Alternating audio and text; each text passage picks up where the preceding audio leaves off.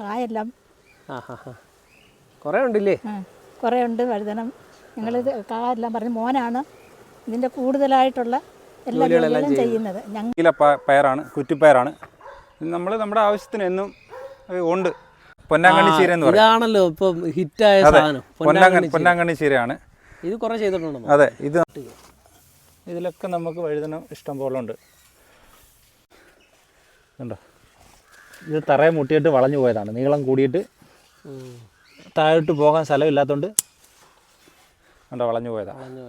എല്ലാവർക്കും നമസ്തേ. നമ്മളിന്ന് എത്തി നിൽക്കുന്നത് ആലപ്പുഴ ജില്ല വള്ളികുന്നത്താണ്. വള്ളികുന്നത്ത് മാതൃജ്യോതി അഭയ കേന്ദ്രത്തിലാണ്. ഇവിടെ ഒരു 30-ൽ പരം അമ്മമാർ ഇവിടെയുണ്ട്.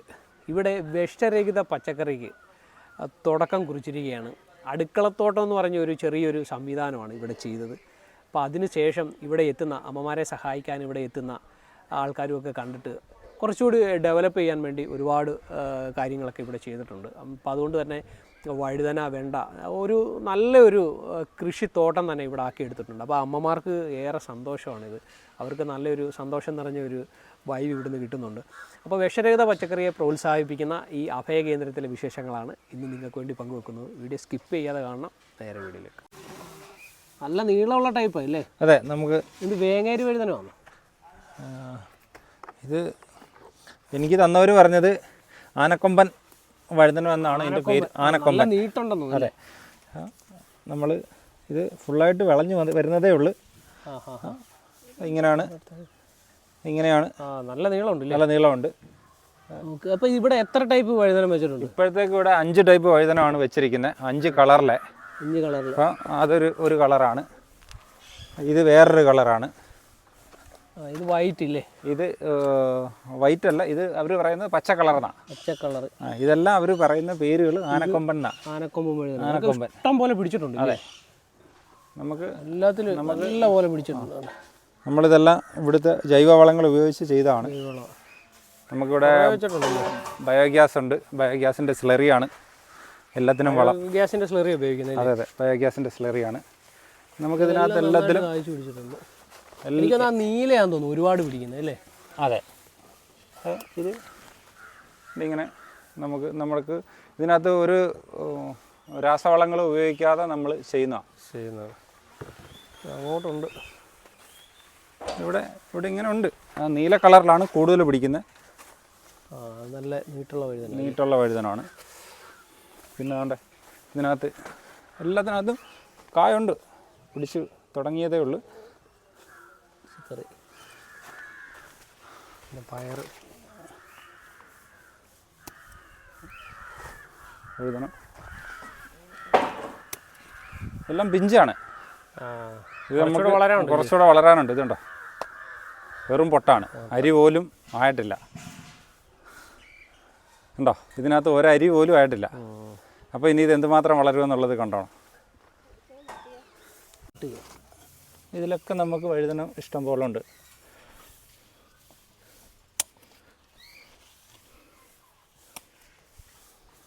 നമ്മൾ ഒത്തിരി കട്ട് ചെയ്യുന്നില്ല, നമ്മുടെ ആവശ്യത്തിന് മാത്രം അന്നന്ന് കട്ട് ചെയ്തെടുക്കുവാണ്. ഉണ്ടോ, ഇത് തറയെ മുട്ടിയിട്ട് വളഞ്ഞു പോയതാണ്. നീളം കൂടിയിട്ട് താഴോട്ട് പോകാൻ സ്ഥലമില്ലാത്തതുകൊണ്ട് ഉണ്ടോ വളഞ്ഞു പോയതാണ്.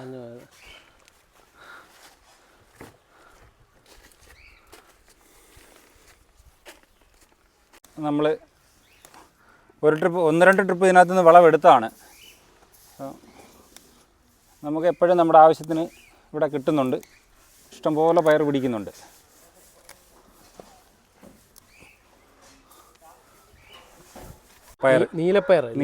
പയറാണ്, കുറ്റിപ്പയറാണ്. നമ്മുടെ ആവശ്യത്തിന് എന്നും ഉണ്ട്. ഇതിന് ഒരു ട്രിപ്പ് പറിക്കാമെങ്കിൽ നമ്മുടെ ഒരു ദിവസത്തെ തോരൻ ഇവിടെ ഉണ്ട്. ഇപ്പോഴിത് പറിക്കാറായി കിടക്കുവാണ്.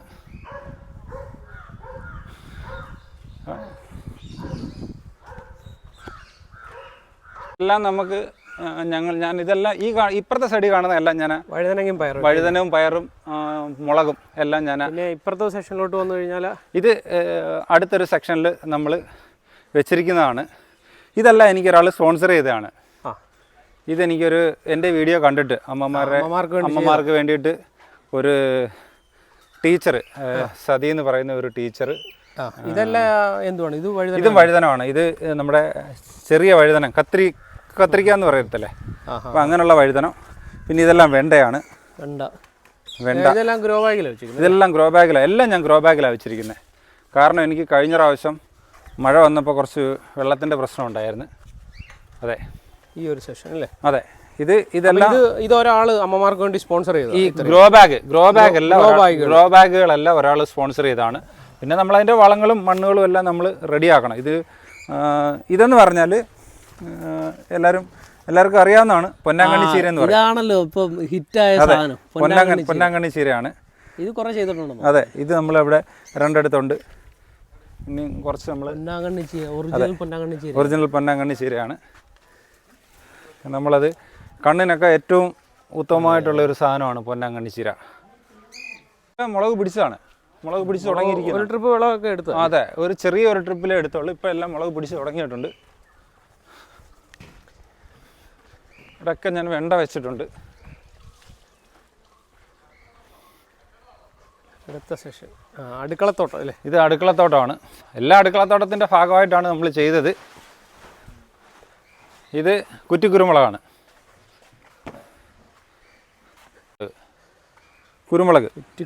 കുറ്റിക്കുരുമുളക് ഞാൻ അതെല്ലാം വലിയ ചട്ടികളിലാണ് വെച്ചിരിക്കുന്നത്. ഇത് വേറൊരു സൈസ് വഴുതനം കണ്ടോ? വേറെ സൈസ്. അത് അത്രയേ ഉള്ളൂ, ചെറിയ ടൈപ്പാണ്, അത്രയേ ഉള്ളത്. വഴുതനമാണെന്ന് തോന്നുന്നു ഏറ്റവും കൂടുതൽ. അതെ, വഴുതനമാണ് കൂടുതൽ. കാര്യം ഞങ്ങൾക്ക് ഇവിടെ അമ്മമാർക്ക് തോരനോ മെഴുക്ക് വരട്ടിക്കോ ഒക്കെ വഴുതനമാണ് കൂടുതൽ. പിന്നെ ഇതെല്ലാം മുളക് തൈകളാണ്. ഇവിടെ ഞങ്ങൾ തന്നെ മുളക് തൈകൾ വളർത്തിയെടുക്കുകയാണ്. ഇത് തക്കാളിയൊക്കെ ഇപ്പോൾ ഒത്തിരി പിച്ചി കഴിഞ്ഞു. ഒരു 50 തക്കാളിയോളം ഈ മൂട്ടിലുണ്ടായിരുന്നു. എല്ലാം ഞങ്ങൾ പിച്ചി എടുത്താ.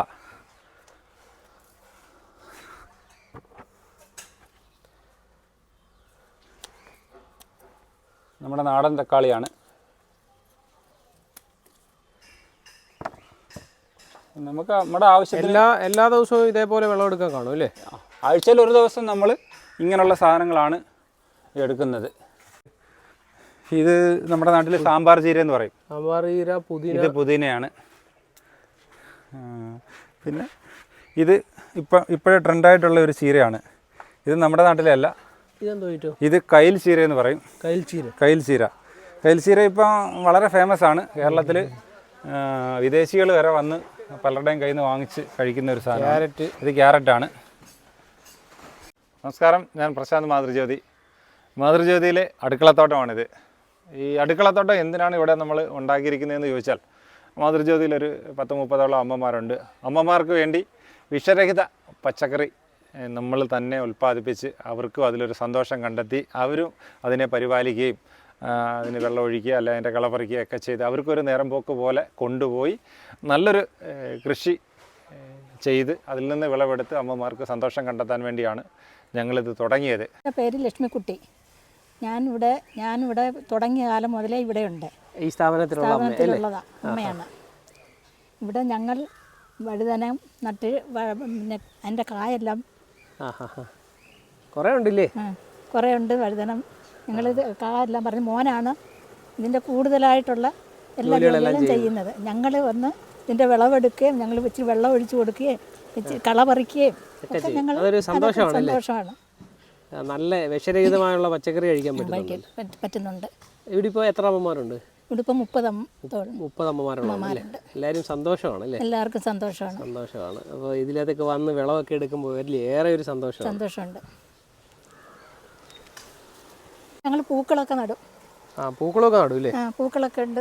ഇത് കണ്ടോ, ജമന്തി, കുറേ പൂച്ചെടി ഉണ്ടല്ലോ. പൂച്ചെടിയുണ്ട്. അപ്പോൾ എല്ലാവരും കൂടെ ഇറങ്ങി ഇതൊക്കെ ചെയ്യുമ്പോൾ ഒരു സന്തോഷമാണ്. തെറ്റിയുണ്ട്, പല സൈസ് വഴുതനമുണ്ട്.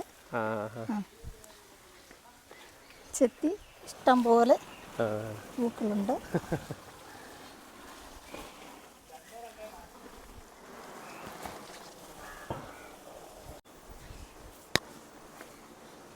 മൽബറിയൊക്കെ ഉണ്ടല്ലേ?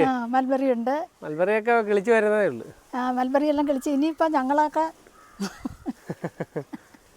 കഴിക്കാൻ പറ്റുന്നെങ്കിൽ ഞങ്ങൾക്ക് താമസമുണ്ട് ഇതെല്ലാം കഴിക്കാനും. ഇതെല്ലാം കിളിച്ച് വരുന്നതേ ഉള്ളൂ. ഞങ്ങൾ വന്നതിന് ശേഷമല്ലേ ഇതിവിടെ വെച്ച് പിടിപ്പിച്ചത്. അതെ. അതുകൊണ്ട് ഒരുപാടുണ്ടല്ലേ? ഒരുപാടുണ്ട്. ഒരുപാട് സാധനങ്ങളുണ്ട്. നിത്യവഴുതനവും എല്ലാം നിത്യവഴുതനമുണ്ട്, പയറുണ്ട്, പാവലുണ്ട്, പച്ചമുളകുണ്ട്, കാന്താരിമുളകുണ്ട്, ഉണ്ടമുളകുണ്ട്, എല്ലാ സാധനങ്ങളും ഉണ്ട്. ഇട്ടിട്ടുണ്ട്. ഇതിന്റെ തടത്തിലൊക്കെ ഇഞ്ചിയല്ലേ? ഇഞ്ചി തടത്തിലൊക്കെ ഇഞ്ചി, പിന്നെ പച്ചമുളക്, പിന്നെ ഇത് മഞ്ഞൾ.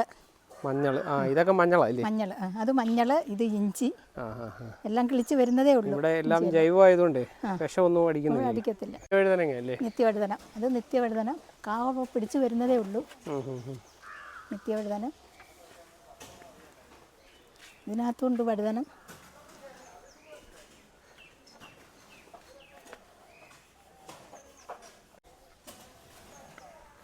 ചെടികളുണ്ട്, പൂച്ചെടികൾ. ഈ 10 മണിയുടെ കുറേ വെറൈറ്റി ഉണ്ട് അല്ലേ? വെറൈറ്റി ഉണ്ട്, പല സൈസ് കളറുണ്ട്. ഉണ്ട് 10 മണി ചെടി അല്ലേ? 10 മണി ചെടി അല്ലാത്ത ഒരു 10 മണിയുടെ പല കളറുണ്ട്.